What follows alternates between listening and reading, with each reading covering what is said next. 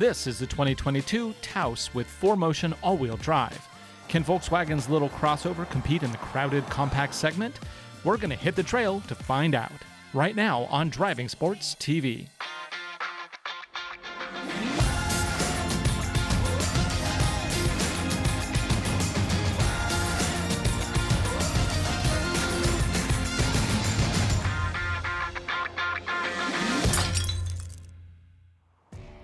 The Volkswagen Taos is a compact crossover that competes with the Subaru Forester, Honda CR-V, and the Hyundai Tucson, among others. The trim we're testing today is the mid-range 1.5 SE, which features front and blind spot sensors, 18-inch alloy wheels wrapped in all-season radials, and remote start, along with the optional IQ Drive advanced safety systems and a panorama sunroof. Price as you see it here, $32,775 US, including delivery. Like its rivals in the class, the Taos doesn't boast a lot of power. The model we have here produces 158 horsepower and 184 pound-feet of torque. It is connected to a 7-speed DSG transmission, and it powers all four wheels using a 4th-generation Haldex system, branded here as Volkswagen 4Motion. But before you get too excited about the off-road potential of this little crossover, keep in mind that ground clearance is a minimal 6.6 inches, and the approach angle is only 17.7 degrees. In terms of economy, the EPA rates the Taos at 25 miles to the gallon in town and 32 on the highway. This being a mainstream crossover, of course it comes standard with all-season radials. These are Bridgestone Turanza LS100s in a 225/50 R18. So yeah, these are 18-inch wheels. And even though this looks great, the black wheel with the red paint, they are an option at this trim level. In the back, you'll find 24.9 cubic feet of cargo space. Fold down the second row for up to 60.2 cubic feet. Under the floor is a space saver spare.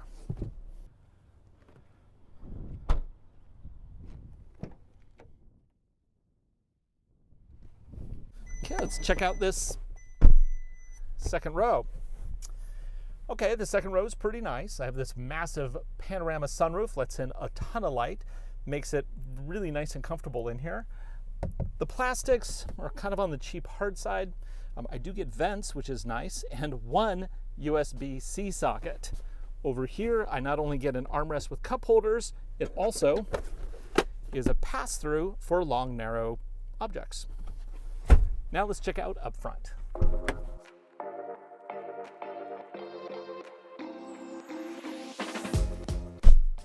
Yeah, let's start it up.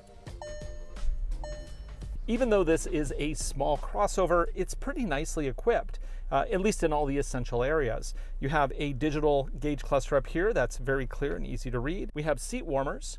We also have a 7-speed DSG transmission, which is pretty cool in a vehicle like this. I think the only other one that has a dual clutch system is the Hyundai Kia Twins.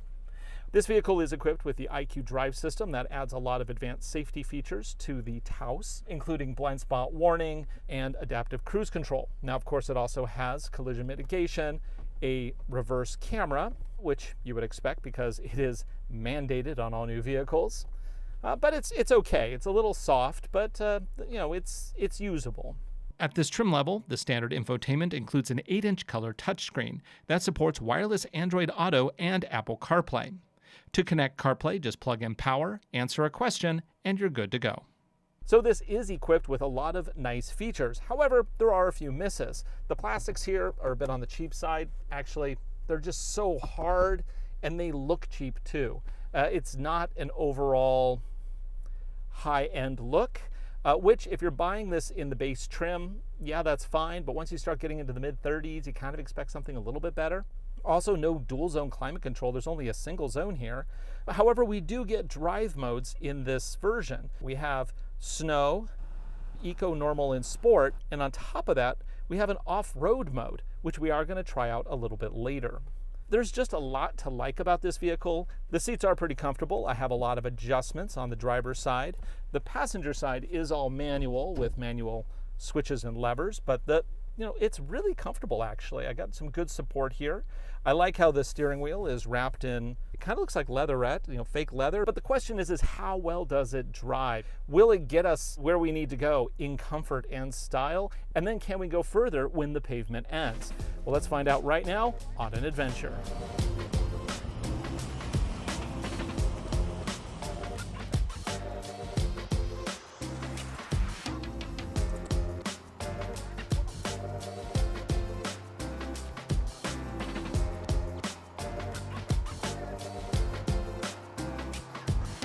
The all-wheel drive system on the Taos is an implementation of the Borg-Warner-Haldex system. This hardware is used on a number of vehicles, and in its current 4th generation iteration, it is an excellent setup. For this test, we'll put the vehicle into off-road mode and disable traction control. As you can see in this slow-motion replay, power first goes to the front wheels. It then shifts power to the back after a complete wheel rotation to provide more sure-footed grip. How much and how fast is power transferred to the back? That depends on conditions and the selected drive mode.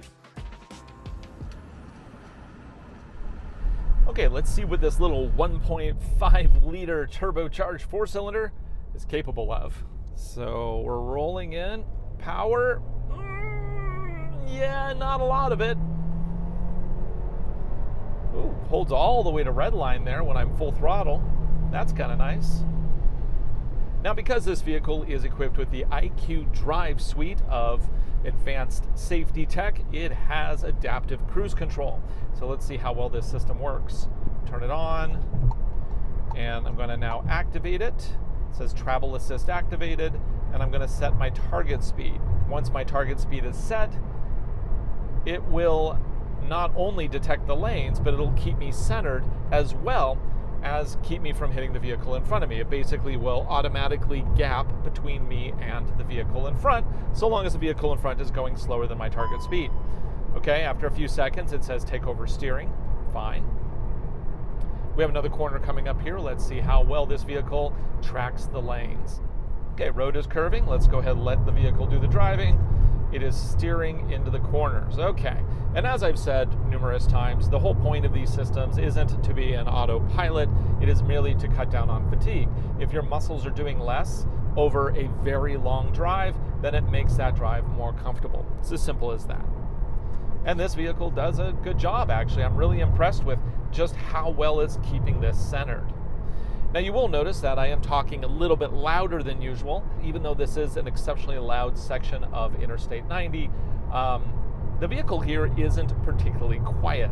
In fact, I'm getting a lot of tire noise, getting a little wind noise on the outside as well. It's just not, there's not a lot of sound deadening in it. As for visibility, it is excellent.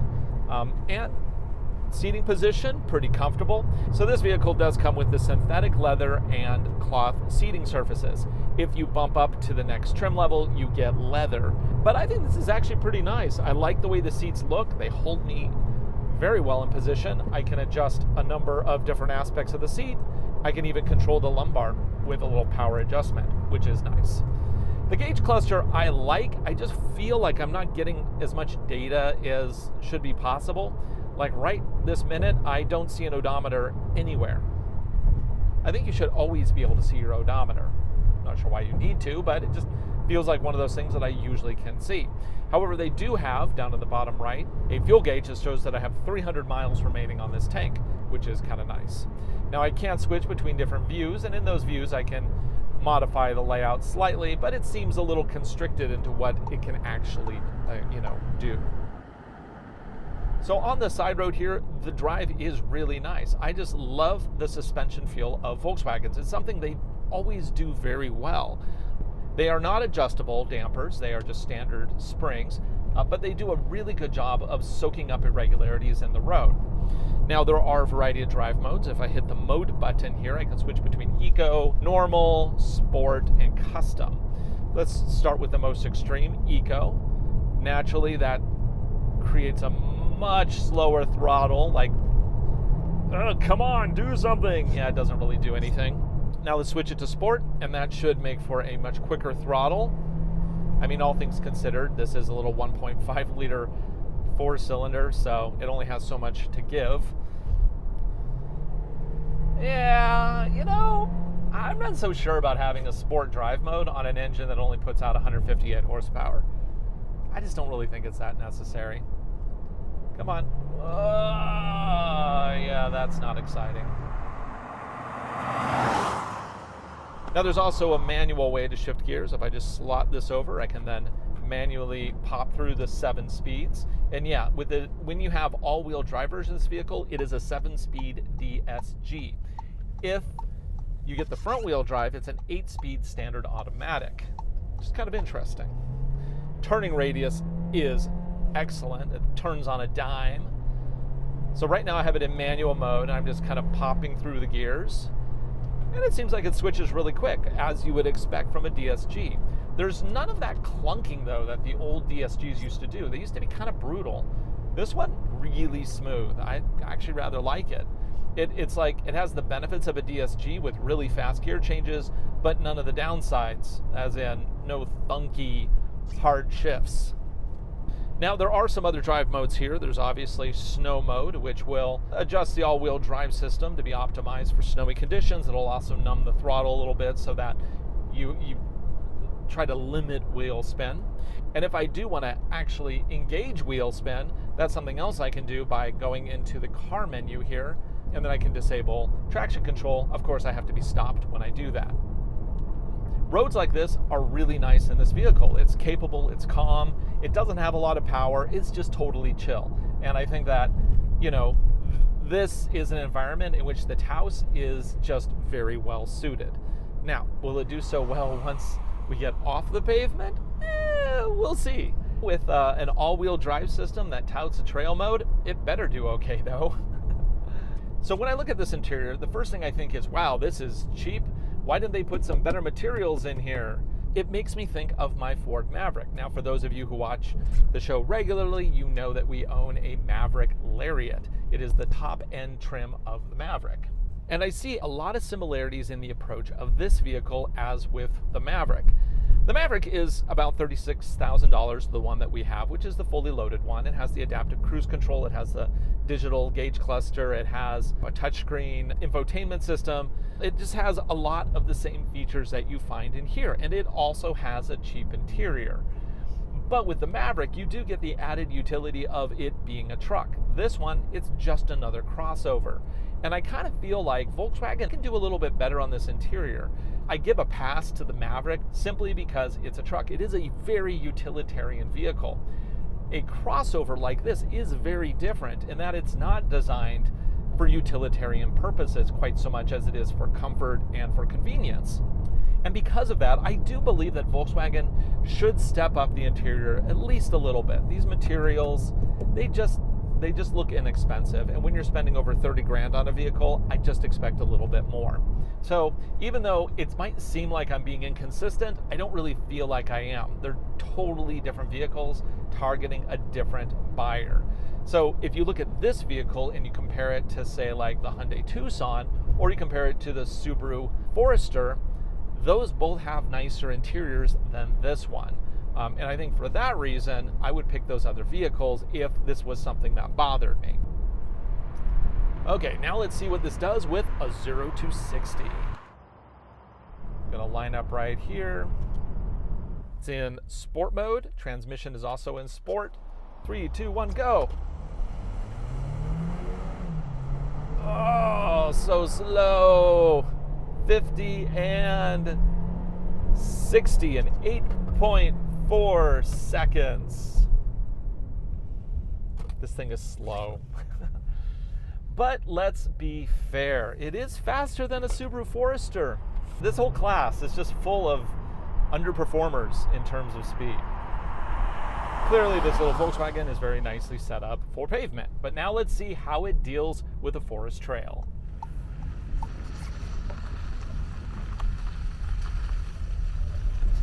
Okay.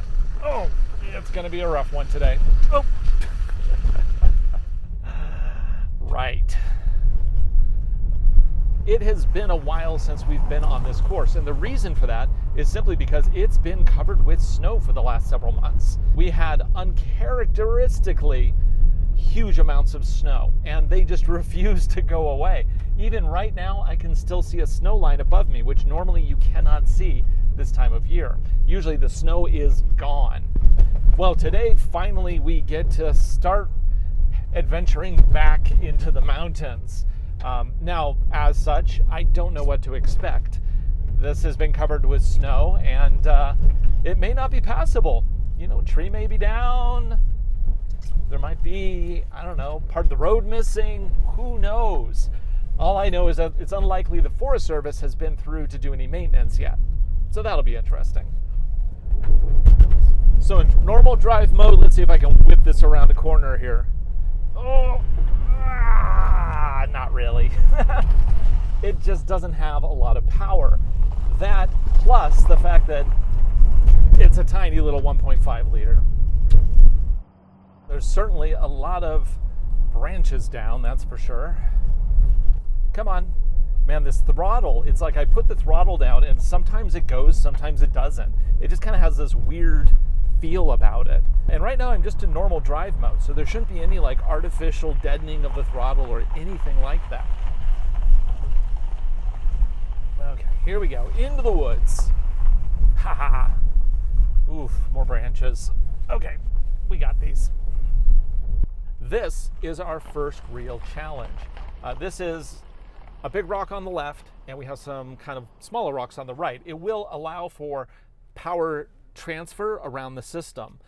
So we are going to put this vehicle into off-road mode that implements the brake vectoring system to be optimized for slippery conditions. And we'll see how it does. So I'm just going to slowly creep forward, and we want to see kind of, you know, how slow can we crawl in this thing? Wow, that's a really good crawl ratio. I am tipping in the throttle, and I am driving at 1 mile per hour and still getting power. That's pretty good, actually. That's really good. I did not expect that from a dual clutch system. Okay, so we're going to have the big sharp rocks on the left, and we have some looser, smaller rocks on the right. I have no underbody protection, so if I hit a rock hard, that is going to be a problem, a major problem. So I'm slowly crawling, because if I do hit something, I don't want to hit it hard.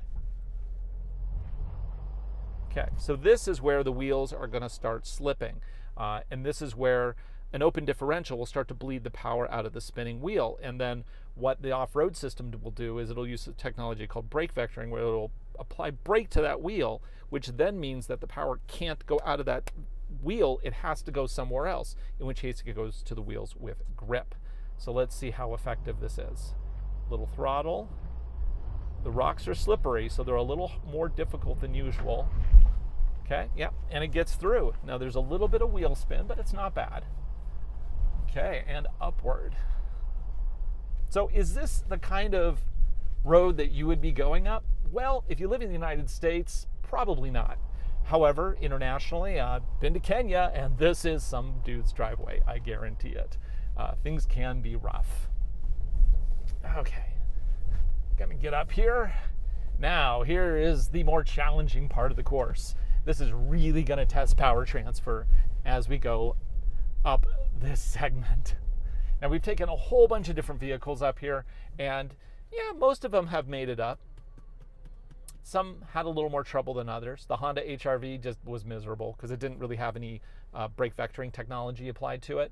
But anything with a trail mode should get up here. But the thing we're going to be looking for is how much does the wheel spin before the brake is applied and how much brake is applied. Hyundais have a tendency to be really smooth with their brakes.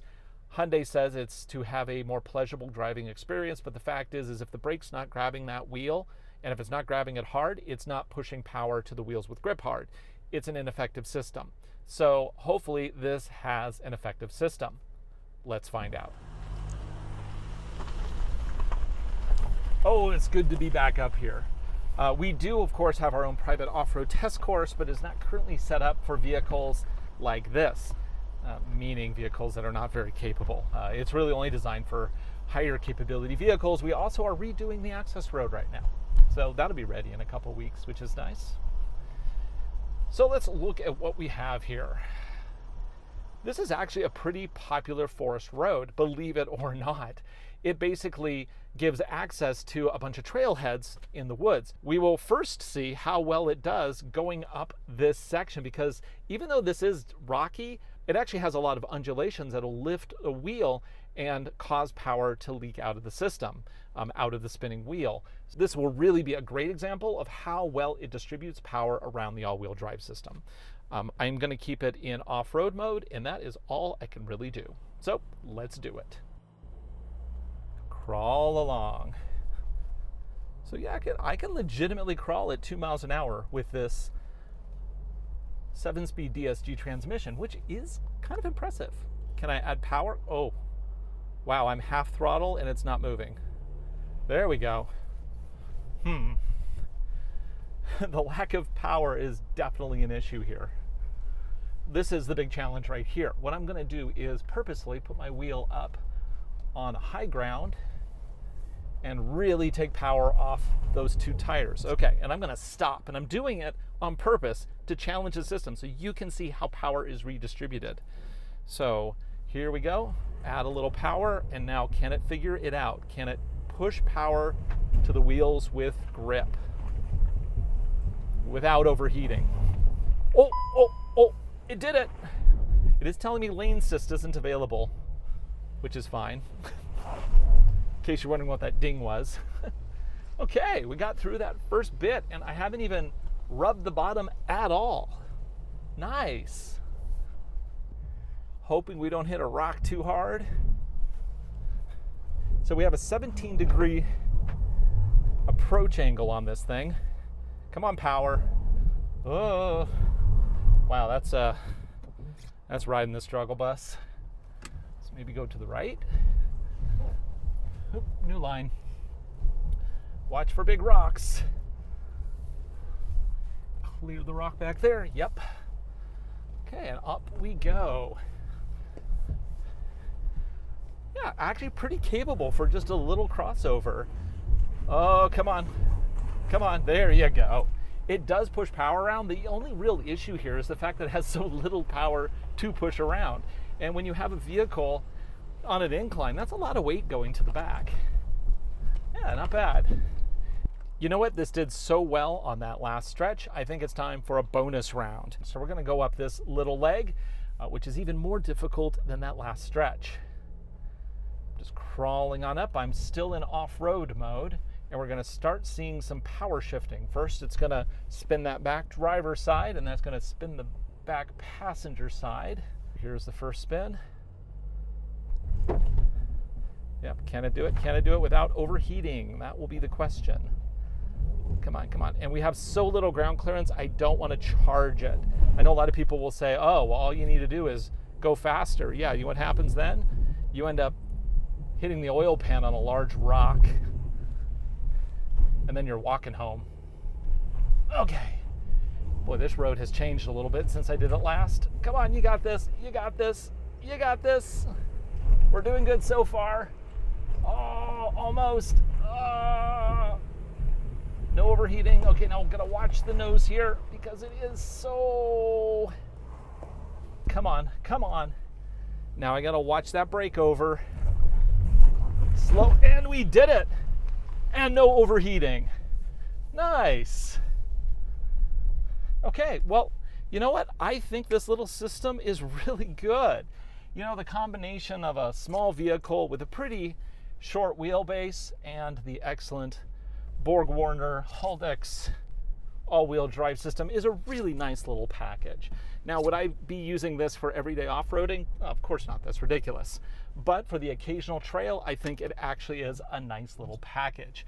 Obviously, adding some all-terrains would be a nice addition, but even with all seasons, it did pretty well. We got one more test here, though. Let's do hill descent control. I'm supposed to stick my foot off. What will it do? We kind of roll a little bit. Okay, I'm going to use my foot on the brake here so we don't grind the nose. That 17-degree approach angle is a bit of an issue. Now departure angle. Hopefully we don't grind on the back. Okay, good. That worked. Whew. Okay, now I'm going to take my foot off the brake and let it do its own hill descent. Oh, it's actually doing pretty good. keeping me at about 1-2 miles an hour. Can I adjust the speed at all? I mean, not really. I'm already at 1 mile per hour. Can I go faster? No, not really. Okay. For Driving Sports TV, I'm Ryan Douthat. Thanks for watching. Be sure to like, subscribe, share videos. We make them for you, and I hope you enjoy them. Also, check out our new channel, Driving Sports GT, which covers cars, supercars, and electric cars. We'll, of course, continue to produce a lot of adventure and off-road material on the main channel right here.